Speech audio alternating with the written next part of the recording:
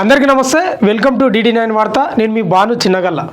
నా వెనుక బోర్డు మీద ఒకటి రాసిన కేసీఆర్ ఆనవాళ్లకు ధీటుగా రేవంత్ రెడ్డి ఆనవాళ్ళు.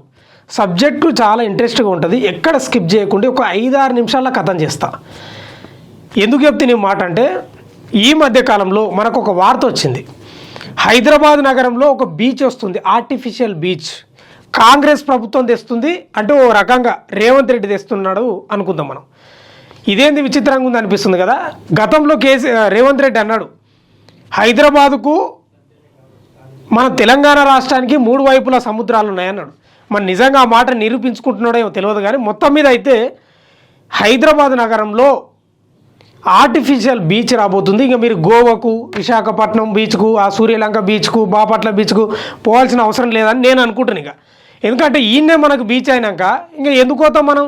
గోవాలో ఎలాంటి సౌకర్యాలు ఉన్నాయో బీచ్లో అన్ని సౌకర్యాలు, నేను 1, 2, 3 అని చెప్పను, ఇక సబ్జెక్ట్ ఎక్కువవుతుంది. మళ్ళీ గోవాలో ఎటువంటి సౌకర్యాలు ఉన్నావో మన హైదరాబాద్ నగర శివారు కొత్వాల్గూడలో బీచ్, కృత్రిమ బీచ్ ఏర్పాటు చేస్తున్నారంట. గోవాలో ఏవైతే ఏర్పాట్లునో అన్నీ ఉంటాయంట. ఈడ కూడా దాదాపు 225 కోట్లతో దాదాపు 35 ఎకరాలకు పైగానే ఆ నిర్మాణం చేపడుతున్నారు ఆర్టిఫిషియల్ బీచ్.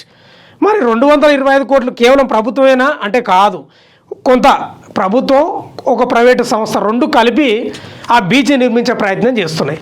దాదాపు 35 ఎకరాలు అంటారు, కానీ 50 ఎకరాల వరకు వస్తుంది. ఎందుకంటే ఆ నీళ్లు, ఆ ఫ్లోటింగు, తర్వాత కొబ్బరి చెట్లు, కుర్చీలు, కథ, ఇసుక, మేటలు ఇవన్నీ కలిసి ఒక 50 ఎకరాలు అనుకుందాం. ఇక కొత్వాల్గూడలో రాబోతుంది. మరి ఎందుకు తెస్తున్నాడు రేవంత్ రెడ్డి? ఏమేమో బడ్జెట్ లేదంటాడు, అప్పులు ఇస్తలేరు అంటాడు, జీతాలకు కూడా ఇవ్వలేకపోతున్నాం అంటాడు. సరే ఫస్ట్ తారీఖు ఇస్తున్నాం కానీ ఇబ్బంది అవుతుంది అంటున్నాడు, పింఛన్లు కూడా లేట్ అవుతున్నాయి అంటున్నాడు, కేసీఆర్ అప్పులపాలు చేసిన అంటున్నాడు. ఇక డబ్బులు లేక ఇప్పుడు టెండర్లు కూడా పిలిచిండు మధ్యాహ్నానికి. ఇంత ముందుకు 2 లక్షలు ఉండే టెండర్కు, ఇప్పుడు 3 లక్షలు అయింది. మరి డబ్బులు లేవు ఎందుకు ఇప్పుడు అవసరం అని మీకు డౌట్ రావచ్చు. కానీ రేవంత్ రెడ్డి ఖచ్చితంగా అవసరమని ఆయన చెప్పుకుంటున్నాడు. ఎందుకు చెప్పుకుంటున్నాడు తెలుసా? ఇగో ఈ బోర్డు మీద రాసిన దానికి రేవంత్ రెడ్డి ఆనవాళ్ళు ఉండాలి హైదరాబాద్లో, తెలంగాణ రాష్ట్రంలో అని పక్కడ్బందీగా ప్లాన్ చేసుకున్నట్లు తెలుస్తుంది నాకు వాస్తవంగా. ఇప్పుడు కేసీఆర్ అంటే గత 10 ఏళ్ళుగా కొన్ని ఆనవాళ్ళు ఉన్నాయి.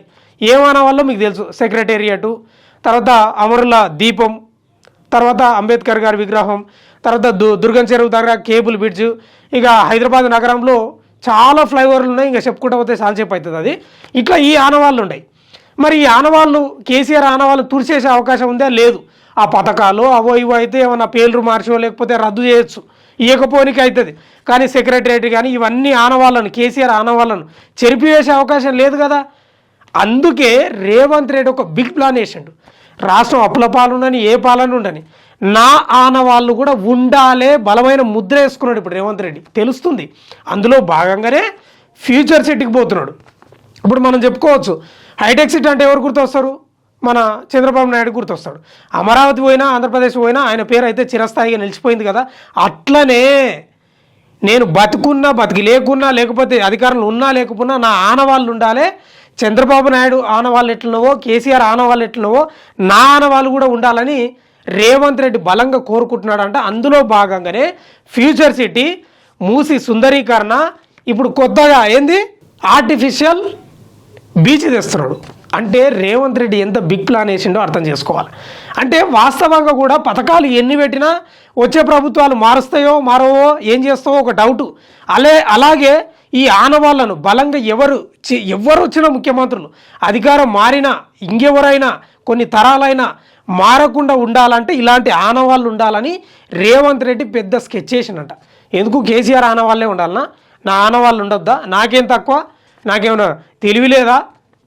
నేను విదేశాలు పోయొచ్చినా, మంత్రులను పంపించినా మొత్తం చేస్తా, నా ఆనవాళ్ళు కూడా ఉండాలని బలంగా నిర్ణయించుకున్నాడట. అందులో భాగంగానే విచిత్రంగా ఉంది కదా వింటుంటే కూడా, హైదరాబాద్ నడిబొడ్డున పెద్ద బీచ్ రాబోతుంది, దాదాపు 50 ఎకరాల్లో.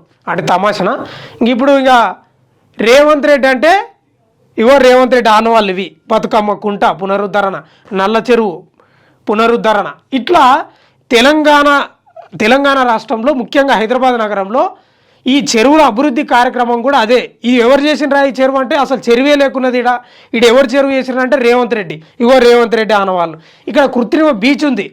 గత 10 ఏళ్ళు అనుకోని 20 ఏళ్ళు అనుకో ఎవరు కట్టిరంటే రేవంత్ రెడ్డి ఆనవాళ్ళు. ఫ్యూచర్ సిటీ రేవంత్ రెడ్డి ఆనవాళ్ళు.